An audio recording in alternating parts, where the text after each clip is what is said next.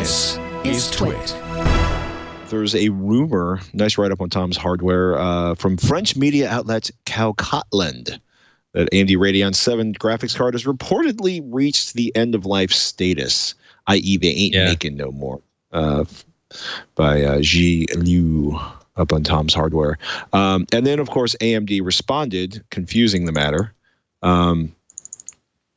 You know, it's kind of an affordable professional card that had a lot of graphics, I should say, gaming push on it. You know, and when you look at the 5700 numbers, the Radeon 7 looks kind of silly for anything other than a particular subset of professional users, right? Because you know, the Radeon 7 is still selling for $700. The 5700 XT is like less than 5% behind it in performance and sells for $399. Who needs the extra $300 in Radeon 7? Not gamers. I think it's kind of the short version of that. I love their reply too. Like AMD's official response to Tom's Hardware is that we continue to see strong availability of Radeon 7 in the channel for both gamers and creators. Okay, what does that exactly address as far as whether it's EOL or not? Because maybe that's a fancy way of saying buy one. You know, and one way you could say that is that nobody's buying these, so there's a ton of availability, so we're not making anymore because all of our resellers are pissed off. I mean, that's the official snarky this week computer hardware interpretation of that. But they explicitly didn't say it was end of life. They said there's a whole lot of them out there, which is a really weird response. It can't be end of life. We haven't sold out of them.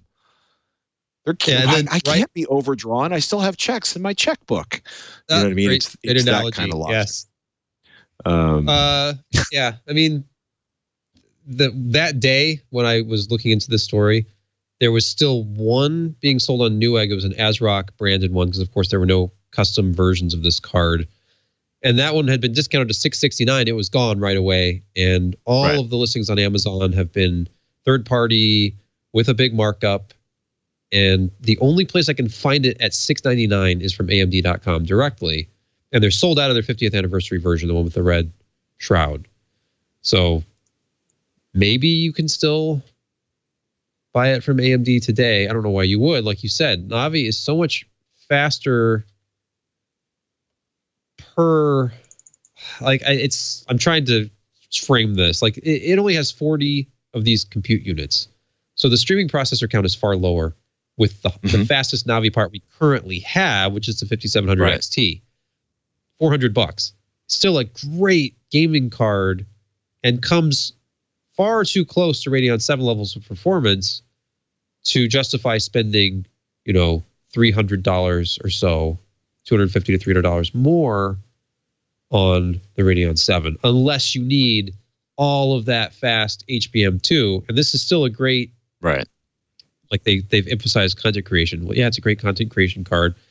And it's probably the ultimate Hackintosh card if you can get it working on your Mac rig. And think about it, the new Mac Pro, like this chip will live on. If you're sad about the possibility that this Vega 20 chip is being discontinued, well, it's not, because Apple has slapped 2 of them on each of these Vega 2 GPUs that you can put into your Mac Pro and just go crazy with 128 units. And I don't even know how much. I thought it was more memory per die with Vega 2. Maybe it's 64, not 32. Or what am I thinking? 32 instead of 16, so 64 total. But we'll double check that. But it does live on in the Mac where it belongs. I mean, this is like your OpenCL compute powerhouse, and that's what Mac users need, because that's what Apple desires, because they will not work with NVIDIA.